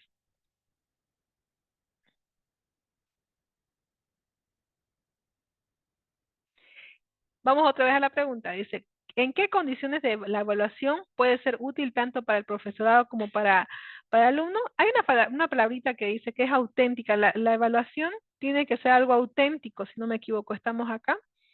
Una ayuda real. Eso. Y eso de auténtico también lo he sacado del libro. En una parte se menciona que tiene que ser una ayuda real. Cuando nosotros lo corregimos, los exámenes y todo, ellos tienen que sentir que es algo real, que queremos ayudarle. Entonces, cuando se afronta el reto de que suponen tantos cambios, es cuando la evaluación se traduce en una ayuda real, generadora de expectativas positivas y se puede responder afirmativamente a los interrogantes que planteaba López, que sí, ¿no? Entonces, ¿cuál es su interrogante que tenía, que era posible que la evaluación sea útil para el profesorado, que sea, cuando nosotros evaluamos es útil en su actuación como enseñante, gratifica al alumno en su aprendizaje y orienta a los dos en estos procesos? Entonces, él se preguntaba, López se preguntaba, ¿será que la evaluación es algo beneficioso tanto para el docente como para el estudiante? Y su respuesta aquí lo dice que sí, ¿no? Entonces, al final, él llegó a esa conclusión que sí es importante, porque la evaluación sí es real, porque acá dice, sí es una ayuda real, que nosotros cuando evaluamos estamos con esa conciencia de que queremos que con la evaluación vamos a ayudarle en sus debilidades o algunos que tienen nuestros estudiantes, vamos a fortalecer. Entonces, es una ayuda real. Y el estudiante lo siente, lo sabe, entonces él tiene algo gratificado en su aprendizaje. Yo no sé en qué parte, pero también se menciona sobre eso, ¿no? Que el alumno tiene que sentir que es auténtico y es real la ayuda que queremos darle por cuando nosotros estamos corrigiendo. Entonces, según López en 1991, ¿en qué condiciones de la evaluación puede ser útil tanto para el profesorado como para el alumno? Vamos a ver las opciones. Cuando se evitan los cambios y se mantiene la evaluación tradicional. B, cuando se plantean interrogantes sobre la utilidad de la evaluación. C, cuando se generan expectativas positivas y se afrontan los retos de los cambios. Y D, cuando se focaliza únicamente en la gratificación del alumno. ¿No creen que se parezca un poquito a lo que estábamos viendo? ¿Sí? ¿No los cambios? ¿Pues la C? Sí, creo que más se acerca a la C, ¿no? ¿Todos están de acuerdo? Cuando se generan expectativas positivas para ambos, ¿no? Y se afrontan retos de los cambios, ¿no? Sería creo que la C, ¿no? Beneficia tanto y es una ayuda real tanto para el alumno y nosotros le ayudamos a ellos. Entonces creo que sí, sería la C. Entonces creo que va con el concepto que ahorita acabamos de ver. Es el que más se asemeja, se acerca. Entonces, si entendemos el concepto, puede ser que las preguntas sean un poquito diferentes, pero ya lo hemos comprendido. López nos quiere hacer notar, ¿acaso de verdad que la evaluación puede beneficiarnos al alumno y al profesor? De verdad, aquí lo menciona eso, y López mismo se responde que sí, porque acá dice sobre eso, y dice sí es posible. Entonces, ¿quién lo cita eso? Lo cita López, que la evaluación tiene que ser de una ayuda real, auténtica. Cosa para recordar. Ya hemos visto, creo, las mismas preguntas han estado ahí, algunos tal vez que se nos haya ido. Lo voy a completar, pero no está ahí. Le cuento que cosa que le he puesto para recordar, este es su documento original, donde estamos acá. Este es su documento original y le he puesto un buen resumen que lo he sacado de las diapositivas. Cosas para recordar tiene como 1, 2, 3 parrafitos, 4. Esta lo tengo que borrar porque tiene que estar como pregunta arriba. 5, 6, 7, 8, 9, 10, 11. Ya, esta de acá se los voy a dejar para que no, y esta creo que la saqué y la puse como pregunta. Algunas la he puesto como pregunta y otras no. Algunas se han quedado nomás aquí. En cambio, dice, en nuestra práctica hemos constatado de Yorba y Samanti, dice que las actividades de evaluación mutua son eficaces. También hay otros autores que lo citan. Entonces, luego aparece esta cita de Perrenot. Entonces, todo lo que he visto de autores he tratado de ponerlo ahí para que no se nos vaya, ¿sí? Entonces, esa partecita, esto yo se los voy a compartir y les voy a aumentar porque sí aumenté unas cuantas preguntas al tema 4, que ahorita lo acabamos de ver. Y esa sí no la tenía. Entonces, ¿qué es lo que vamos a hacer ahorita? Rapidísimo, vamos a ver cómo está nuestra captación, nuestra concentración de este tema. Que hemos visto que no es mucho, pero vamos a ir viendo. Rapidito lo vamos a hacer. Nos va a tomar yo creo unos 10, 15 minutos. Lo mismo van a repasar en ustedes, sus casas, y van a ver que se puede. Entonces, si tienen muchas preguntas, lo que he hecho simplemente es tirar para que no esté mi respuesta a la vista. Y así lo pueden hacer en su computadora también. Entonces, comencemos con el tema 3. ¿Cómo debe concebir, un poquito de acá, ¿no? Porque esto estamos repasando. Ayer repasamos un poco. Aquí vamos a empezar acá. Ya rapidito, ya sin explicación, sino de una. Y se van a dar cuenta. Comenzando, adaptamos de la 1. Nos vamos a hacer unos 15 minutos de este repaso. Son las 2 o 10 minutos. Vamos a ver cuánto nos devora. Entonces, ustedes van a repetir ese mismo proceso más tarde, ¿no? Para que se quede en su memoria permanente. Ahorita estamos en la memoria fugaz, pero tenemos que dejar en la permanente y se tienen que repetir unas 3 veces por lo menos. ¿Cuántos tipos de papilas gustativas diferentes se mencionan en el texto? ¿Cuántas teníamos? 3, 4, 5, 4, ¿no? 4 tipos de papilas gustativas. Vámonos a la siguiente. ¿Cuál de las papilas gustativas tiene forma de hongo? Fungiforme. Las fungiformes, ¿no? Las fungiformes. ¿Cómo se describen las papilas gustativas foliáceas en cuanto a su forma? Forma de hoja. Forma de hoja. Forma de hoja, ¿no? Se van a acordar que les puse ahí la imagen de la forma de hoja de color verde. ¿Cuál de los siguientes sabores no es considerado uno de los sabores fundamentales? Picante. Picante. Y el umami, también porque, ¿se acuerdan que quedamos en el libro no se menciona? Entonces, si encuentran algo más, mañana mismo me avisan, pero no, yo lo copié y lo pegué y están esos 4. ¿Cuáles son esos sabores fundamentales? ¿Se acuerdan? Dice eso investigado ahorita un poco más, dice que solo los sabores fundamentales son 4, pero los primarios son 5. Ah, muy bien. ¿En qué parte está la página ese, Lice? No, he investigado por internet, Liz. Ya, bueno, un poquito respaldando porque el libro nos enseña diferente a lo que hay en general. Entonces, muchas gracias, licenciado, para aclararnos, eso es importante, entonces. ¿No? Entonces no estamos mal, pero en el libro no se nos menciona los 5, por ahora nos ha mencionado solamente los 4. Entonces nos quedamos con los 4, ¿ya? Ok, ¿cuáles son esos 4? ¿Alguien que nos ayude sin ver? Amargo, ácido. Otra vez, por favor, más clarito, Lice, una vez más. Dulce, salado, amargo, ácido. Ya, dulce, salado, amargo y ácido. Hay 2A, ácido y amargo. Hay 2A, hay salado y... Hay 2A, salado, amargo. ¿Ya lo tienen todos los 4? ¿Sí? Ácido amargo. Salado, amargo y ácido. Salado, ácido, amargo. ¿Y cuál más era faltaba? El dulce, el dulce. Dulce. El dulce, como un caramelo. Ahí pónganle un dibujo de un caramelo, un sabor. Un caramelito. El salado, la salsita, unas papas fritas ahí dibujado. Ahí tienen los 2. El dulce, el caramelo, el salado, unas papas fritas, que es lo que nos gusta. Y después tenemos las 2A, ¿no? El amargo, uy, ¿qué sería amargo? ¿Qué es amargo? El café, no sé qué es más amargo. Y después tenemos el otro sabor. ¿Cuál es el otro? ¿Cuál? El ácido, el limón. Entonces, también nos ayuda memorizando con imágenes. Ya tenemos una que era el limón, el ácido, uno de los sabores. El otro, ¿cuál era el otro sabor? Si alguien me ayuda. Rapidito, sí. Amargo, la hiel. La hiel. Ay, la hiel, ¿cuál hiel? Hemos comido esa hiel. Sí, a veces del pollo, ¿no? La hiel. Ya, después que tenemos el amargo, el ácido, el limón, teníamos el salado de las papas fritas o la sal, lo podemos visualizar ahí la sal, y tenemos la otra, el caramelo. El caramelo, ahí tenemos los 4 sabores fundamentales, el dulce, el salado, ¿no? Y todo ello. Entonces, a veces nos ayuda como aprovechar que sí lo podemos hacer con imágenes. El dulce, el caramelo, ahí lo dibujan, el salado, la sal, lo ponen en la salsita o las papas fritas, el ácido, la hiel, no sé, un dibujo de hiel, o qué más pusimos, el café, para mí el café es un amargo, o también la hierba también a veces lo siento a veces amargo si no lo coloco azúcar. Después tenemos el ácido, el amargo, y el ácido de limón, ¿no? Ahí tenemos al ácido al limón. Entonces, ¿cómo debe concebirse la educación escolar relativa a la ciencia? Como ciencia solo para algunos.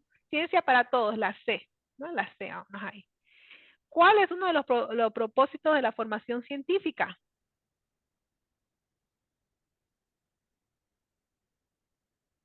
Sí, D. El D, ¿no? Científicamente alfabetizada, esa es la clave, la clave. Y uno cuando piensa alfabetizar, uno piensa que lo que no saben leer y escribir, cuando uno escucha, ¿no? La primera vez, eso se va para que los que no saben leer y escribir. Entonces, es no el lenguaje de la ciencia. Entonces, lo que vamos a introducir a nuestros estudiantes en el lenguaje de la ciencia, ¿no? De la reflexión, de que observen su entorno, todo ello, ¿no? Entonces, científicamente alfabetizados tienen que estar. Después vámonos, ¿a qué se refiere la tesis de Kuhniana? ¿Qué se refería a la tesis Kuhniana? Thomas. Inciso A. La inciso A de Thomas Kuhn, ¿no?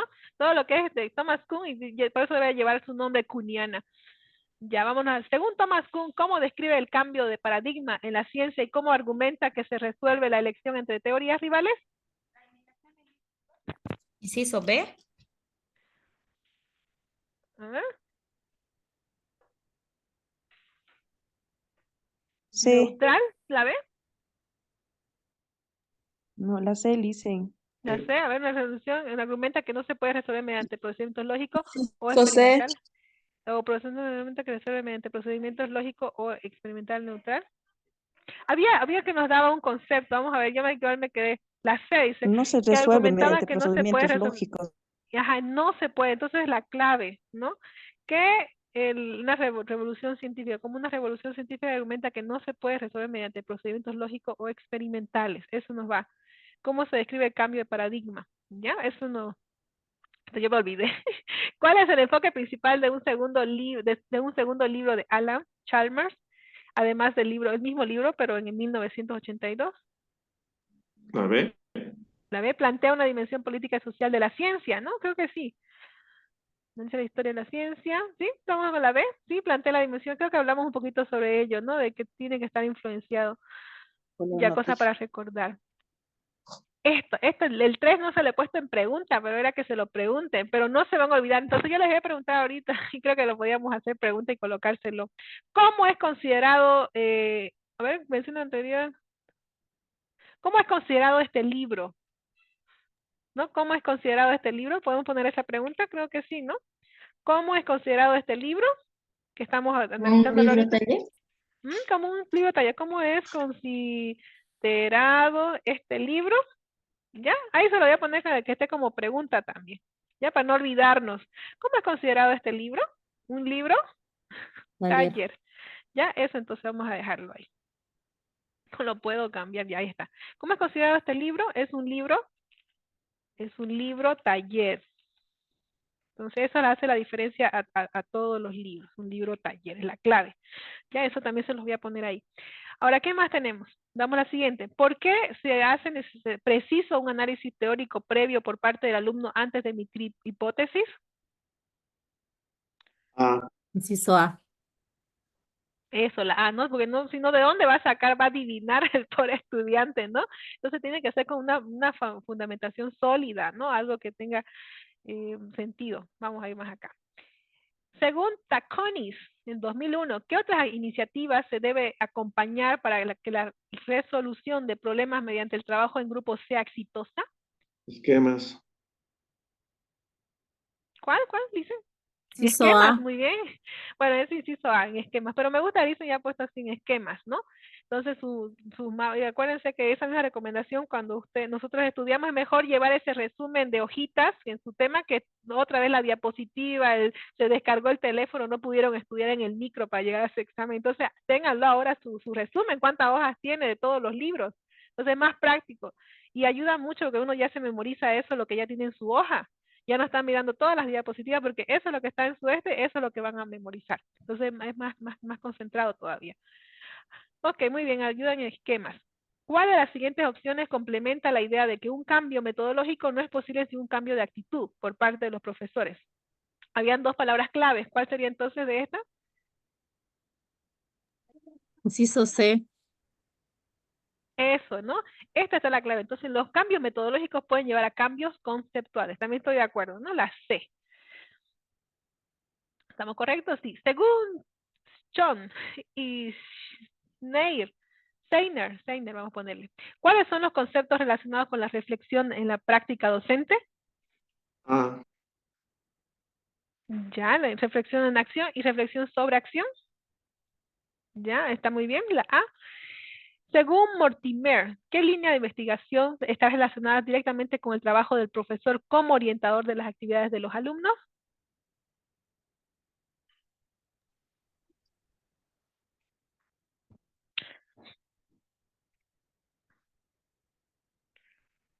Inciso B. Inciso B. Investigación sobre el papel sobre el profesor como facilitador, análisis de situaciones en aula. ¿Habéis estado todos de acuerdo con eso? Sí, licenciado, que la palabra clave era discusiones en aula. Discusiones en el Creo que aula. sí, discusiones. Yo también estaba dudando, por eso, yo también estaba, yo estoy también sin mi copia, no tengo ahorita nada. Pero lo que hemos leído, ¿no? Lo que hemos leído, así que, pero muy bien, licenciado. La clave aquí creo que es discusiones. Vamos a ver si estamos en lo correcto. ¿Sí? Discusiones en el aula. Entonces, ¿a quién se lo debemos? A Mortimer, que es ahí el que nos ayuda a ver, para ese tema. La palabra clave es discusiones. Entonces, Mortimer nos habla de lo que es análisis de las discusiones en el aula. Según Driver por eso, y Newton en 1997, ¿qué función tiene el lenguaje del profesor en la enseñanza de las ciencias en la escuela? Inciso A. A. Ya, muy bien. Inciso A. Inciso A. Sí, porque el lenguaje de la escuela es el lenguaje científico, ¿no? Entonces, ¿estamos todos de acuerdo? Sí, el lenguaje de la escuela, ¿no? Que es un lenguaje científico, queremos traerlos a ellos. Según Capecci y Carvalho, ¿qué oportunidad tiene el alumno al utilizar el habla en el contexto educativo? Tomar conciencia de sus B. propias. Inciso B. Sí, eso nos costó, ¿no? Pero yo fui analizando después de haber leído. Sí, ¿no? Entonces nos menciona mucho el género discursivo. Entonces, Carvalho, vamos a la palabra clave y un poquito más el concepto, lo memorizar, ya está. Eso es importante, licenciados, porque si ustedes también lo tienen la mitad de una hojita en su resumen, su cerebro también automáticamente dice, esto está facilito, resumen, es más fácil que ponerle las 100 hojas que están acá. Entonces, hemos hecho este resumen, pero ustedes facilítenselo en su hojita. No van a poder, con eso se van a dar cuenta que es más, yo cuando también tenía que estudiar con mi hojita era rapidito y me captaba mejor. Que a veces lo damos al cerebro y lo asustamos. Cuando vemos todo esto, lo asustamos y cuando ustedes ya ven en su hojita son más cortos. Entonces ya va a captar más. Según Perrenoud, en 1991, ¿qué factor influye más en los resultados de un proceso de enseñanza? Inciso B. Regular sus errores y dificultades. Muy bien. Entonces ahí la palabra clave en su resumen, pueden poner, perdón, habla sobre regular los errores y actividades. Así, perdón, habla de esto, tanto cada autor y lo que habla. Porque aquí no tenemos que perder nada. Todo lo que son de los autores sí o sí nos preguntan. Ya, vamos a la siguiente. Según Boniol y Nuziati, ¿qué tipo de evaluación se plantea como necesaria para ayudar al alumno a pilotar su propio proceso de aprendizaje? Formativa. Formativa. Toda esa parte del capítulo nos habla mucho de la formación formativa, evaluación formativa también. Vamos a la siguiente. Según Astolfi y la afirmación de Einstein, ¿qué papel juegan los errores en el proceso de enseñanza-aprendizaje? Inciso C. Errores Inciso ¿Sí? C. El inciso C, ¿no? El inciso C, mi favorito. Mi favorita cita. Ok, en palabras de Astolfi, el error es el punto de partida para aprender. Si no se cometiera errores, no sería, ya esto lo siento, tiene la pregunta. Estudio de Butler. ¿Qué efecto tiene la puntuación o las notas en la capacidad de autorregulación de los estudiantes? Inciso C. Inciso C. Inhiben, ¿no? Eso sería que la palabra, si se lo ponen ahí cuando vean el punto que tienen que poner puntuación, cuando hablan de puntaje, puntuación, pues tal vez se lo puede poner de otra manera, ¿no? Cuando ustedes califican al alumno, tal vez se lo ponen en su lenguaje, uno que utiliza. Entonces, pero ya ustedes lo han entendido el concepto. Entonces, la palabra clave sería acá puntuación e inhiben, ¿no?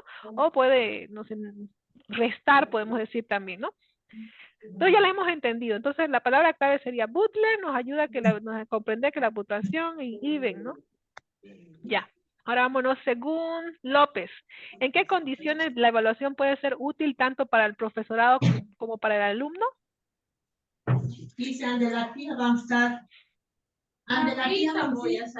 Inciso C. Inciso C, como cuando se generan expectativas positivas y afrontan los retos de los cambios.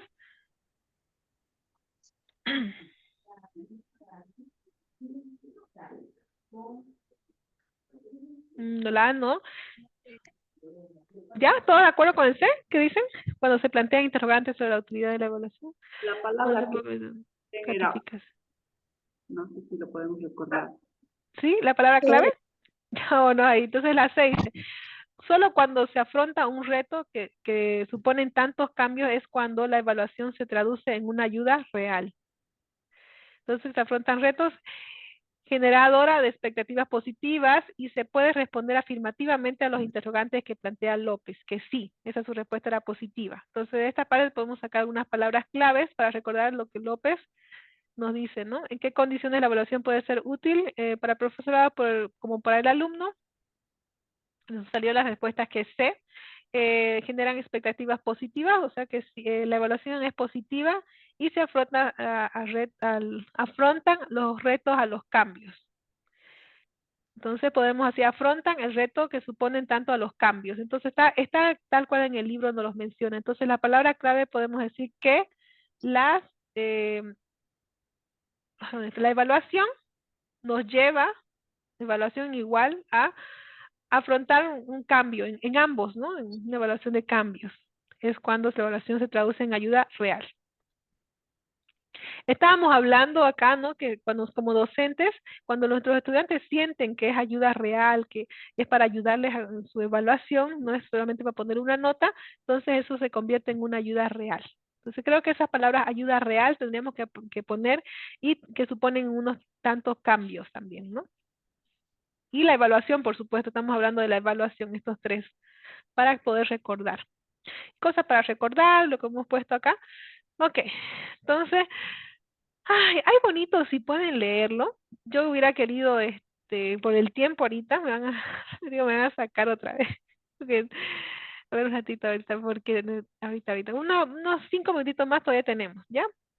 Ven a esperar un momentito, por favor, unos 2 minutitos. Váyanse respondiendo. Ahorita vamos a ver, creo que hasta las 2:30 nos van a dejar. Vamos a aprovechar para que ustedes vean que en 15 minutos hemos hecho de nuevo el repaso y se puede. Y yo sé que se puede, aunque ahora no están entrando nuevos, se han dado cuenta que se puede cuando uno lo repasa 2 o 3 veces, se puede rápido memorizarlo y recordarlo. Solamente que hay que hacerlo varias veces. Entonces, ahorita me deben 2 minutitos nomás, voy a volver, pero vayan repasando, o sea, vamos de la página 90, o no, quiero repasar con ustedes a partir del ejercicio 90, del primer banco de preguntas, el documento que les mandé de cómo promover la cultura científica, del partido del 90, vamos a ver algunas que ya hemos visto ayer así como al azar, pero pueden ir repasándole un minutito. Sí, ahorita del 90 vamos a ver. Y nos va a tomar otros 15 minutos, hasta las 2:30 nos vamos a quedar. Un minutito, por favor. Y quiero que vayan viéndolo, porque ahorita vamos a repasarlo y ya no lo vamos a analizar porque ayer lo analizamos y nos faltó un poquitito. Por eso quiero llegar a eso que nos faltó. Y con eso vamos allá casi completos, ¿sí? Un minutito me van a dar. Entonces, a partir de acá del 89, vamos a empezar. Y pueden ir ustedes buscándolo, que ahorita yo vuelvo, un ratingo y continuamos.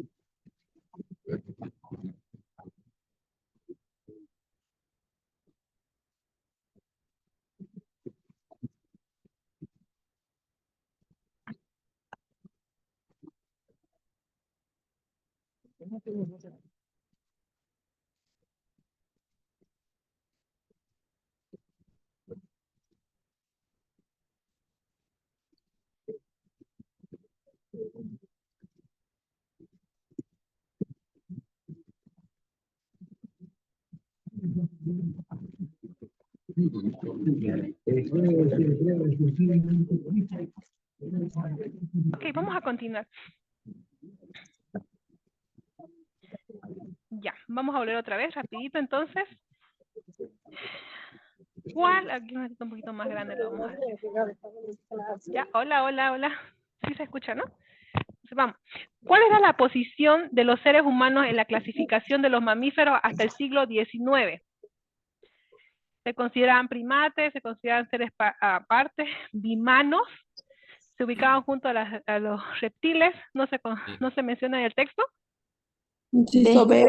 Inciso B, bimanos. Sí, ayer lo vimos, eso todavía me acuerdo. Nuestro segundo repaso. Vamos a ver el siguiente.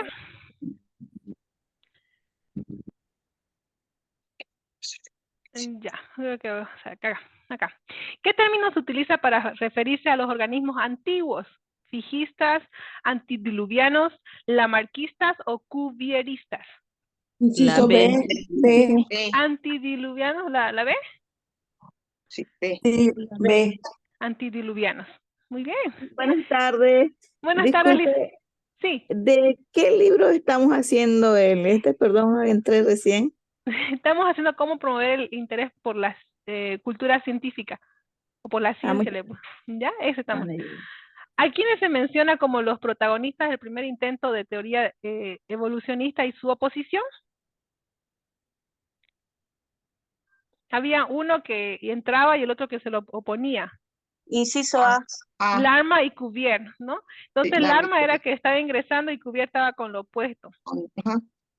Según el texto, ¿cuál fue la fecha propuesta por el geólogo Wheatstone para el diluvio universal? Inciso A. Inciso A. Inciso A, 2349. Entonces, ahora lo que pueden hacer en su apunte, lo ponen el nombre simplemente de Wheatstone y el número. Entonces, ustedes lo cubren con su papelito. Entonces, Wheatstone, ¿en qué año es Entonces, ustedes ya, no solamente porque la mente se la ha memorizado la posición, ¿no? Entonces, necesitamos memorizar tal vez el año. Entonces, con esos apuntes tenemos siempre que cubrirlo para que el cerebro trate de recordar 2030 y algo. Entonces, o puede memorizar 2349 en dos números. Mi hija tiene 23 y mi esposo, no sé, 49, algo así. ¿No? Relacionarlo, quién tiene esa edad y todas esas cosas. Después, ¿quién fue el principal exponente del modelo evolucionista mencionado en el texto? B. C. C. Ajá, Lamarck. En el libro no Sí. se menciona Jean-Baptiste, pero que es el nombre, ¿no? Lamarck, simplemente es conocido como Lamarck, ¿no? ¿Qué mérito se le atribuye a Lamarck en relación al modelo evolucionista?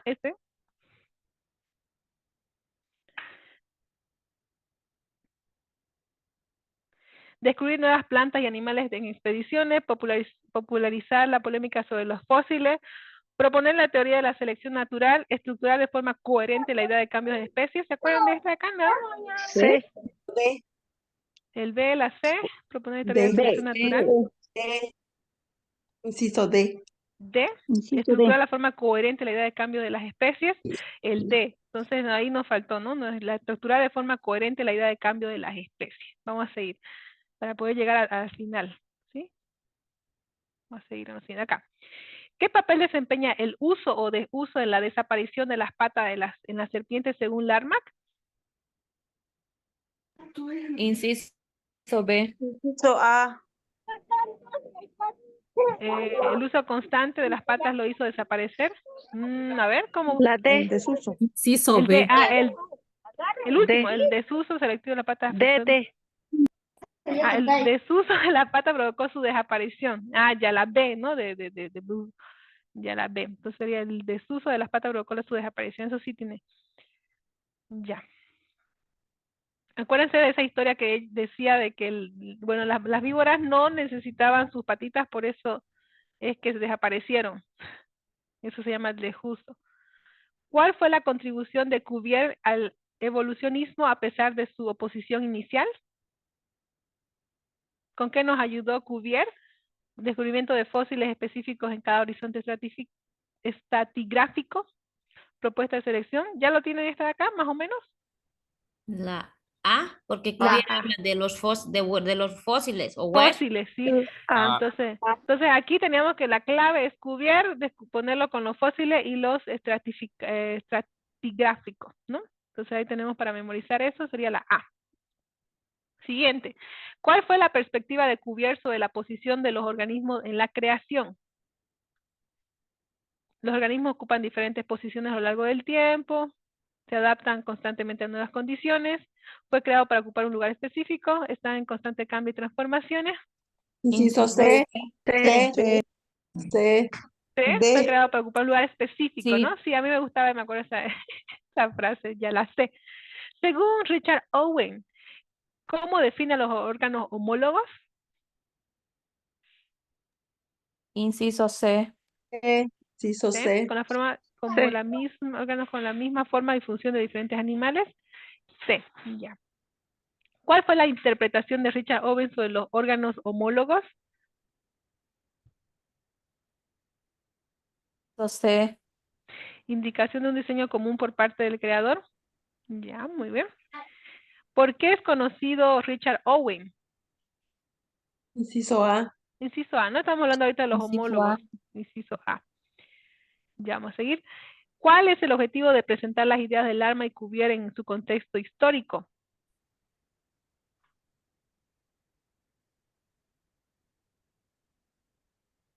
Inciso C. Reconocer la contribución del Larma y Cuvier en los modelos evolucionistas, inciso C. ¿Ya? Vámonos acá. ¿Quiénes concibieron de manera independiente el modelo de selección natural?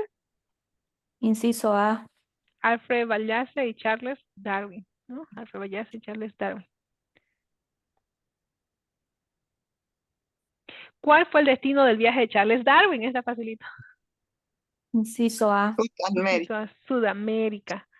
¿Cuál fue el destino de viaje de Alfred Wallace? Inciso B. Malasia. Malasia. Malaysia, ¿ya? Malasia. Entonces tenemos acá.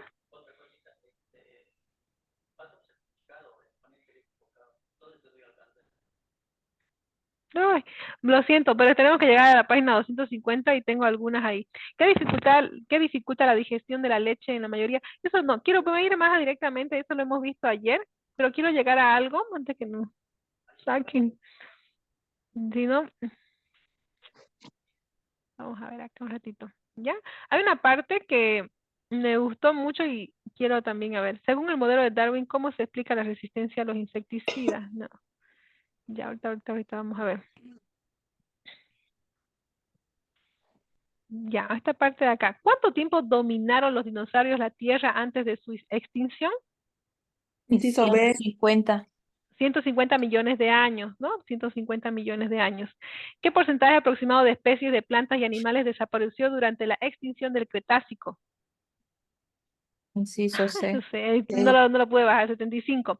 Ahora le voy a hacer una pregunta. ¿En qué época o en qué era? No época, en periodo. ¿En qué periodo desaparecieron los dinosaurios? Lo vimos anteriormente, ¿se acuerdan? Ahorita lo acabamos. Cretácico. El Cretácico. No, entonces ahorita que lo han leído, por esa razón dije, aquí están los dos. La pregunta nos ayuda a recordar que en el Cretácico desaparecieron los dinosaurios, se menciona ahí en el libro, ¿no? Después, ¿qué más? Acá, esto también es bien interesante. Según la investigación de Walter Álvarez, ¿qué elemento raro se encontró en sedimentos hace 65 millones de años y suele proceder de meteoritos? Iridio. Iridio. Iridio, muy bien. Entonces, Walter Álvarez, póngale igual a iridio, palabra clave. Ahí está, iridio. Iridio. Ya tenemos acá.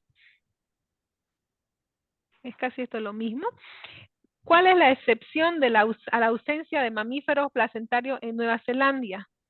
Murciélagos. Los murciélagos, ¿no? A diferencia, por ejemplo, lo decía, ¿no? Que los canguros, los koalas, ellos dice que no se desarrolla completamente su bebé, ¿no? Entonces, por esa razón, los murciélagos, no, ellos nacen bien desde un comienzo, están ahí completos, entonces no hay problema de eso. Entonces, esa es la excepción, lo tenemos en este caso, serían los murciélagos. En el caso de los mamíferos placentarios, porque normalmente ellos no se desarrollan, cuando ellos nacen no están completamente desarrollados, entonces por eso el canguro está siempre con su hijito en el este, ¿no? ¿Qué se entiende? Ya, esto vamos ahorita acá. ¿Cuál es un ejemplo de un órgano vestiginal en el embrión humano? Inciso A. Citis. Ya son dos, ¿no? Bueno, acá incluso creo que nos los dan dos. Son dos, ¿no? Que se mencionan en el libro. ¿Cuáles serían? ¿El apéndice y cuál más? Sepsis. La cola. Y la cola. Esta pregunta sí está así con doble, pero en el libro se menciona los dos. Y creo que aquí también está. En uno se menciona la cola y en el otro está también los, a ver, vamos a ver. ¿Cuál es un ejemplo de órgano vestiginal en las ballenas? Inciso Las C. extremidades posteriores. Las extremidades posteriores atrofiadas. Mm. Ya, aquí estamos acá. ¿Cómo se interpretan los órganos vestiginales en relación con los antepasados? Son adaptaciones recientes en las especies, sus estructuras se Son desarrollan huellas o recuerdos de órganos que que existían existían. en los antepasados, ¿no? Eso sería, nos ayuda a comprender más que todo eso de vestigiales. Ya. ¿Cuál es el otro ejemplo de órgano vestigial en los seres humanos? Inciso A. El inciso A, el apéndice, ¿no? En el otro nos daba la opción solamente, digamos, de la cola y aunque estaba con ese error, porque tienen que ser los dos, ¿no? La cola y el apéndice es un ejemplo de vestigial. Los dos son. ¿Por qué Kelvin y otros contemporáneos pusieron en duda el carácter científico del modelo de evolución por selección natural?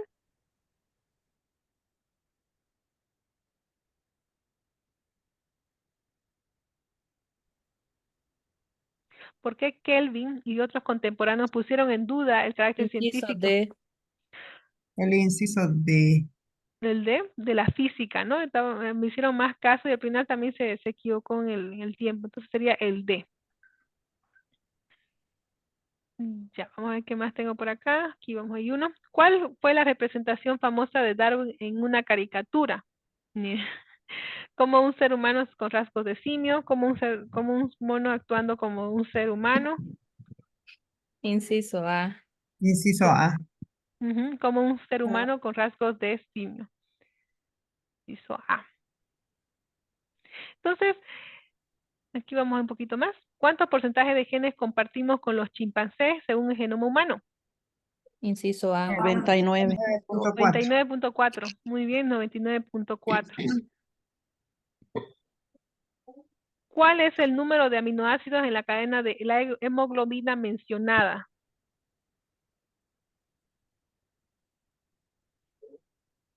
¿Se acuerda cuánto? 141, 142, 43. Todos se parecen. ¿Sí? Nada, 141 aminoácidos. 141. Ya creo que esa estamos hasta la última. Sí, creo que hasta ahí ya sería acá. Según ambas teorías, ¿dónde se originaron los primeros homínidos?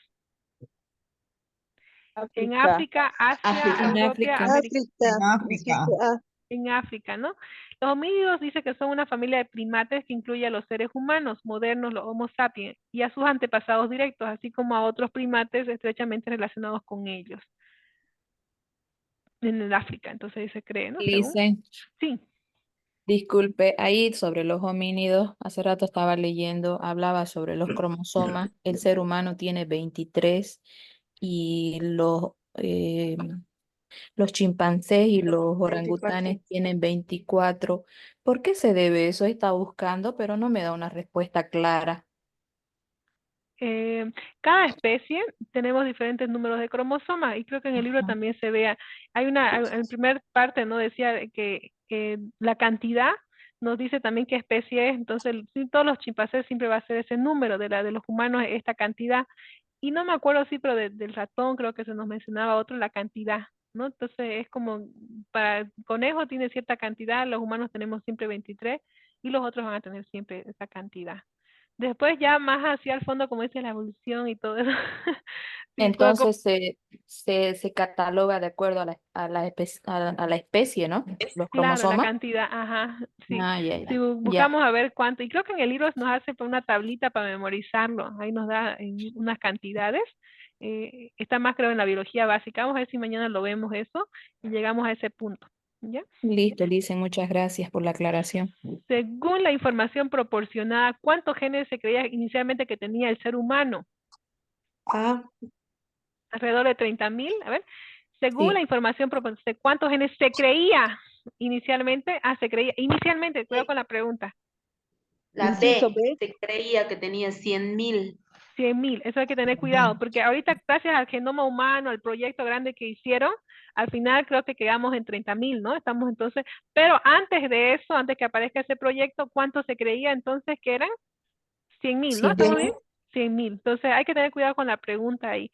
Ahora sí, ahora es la pregunta. Según la secuencia del genoma humano, ¿cuántos genes se estima que tiene el ser humano? inciso A. El inciso A, 30.000. 30.000. Entonces tenemos esas dos respuestas, ¿no? De acuerdo a lo antiguo y a lo nuevo. ¿Qué término se utiliza para describir el ADN que no codifica proteína y se vuelve inutilizado?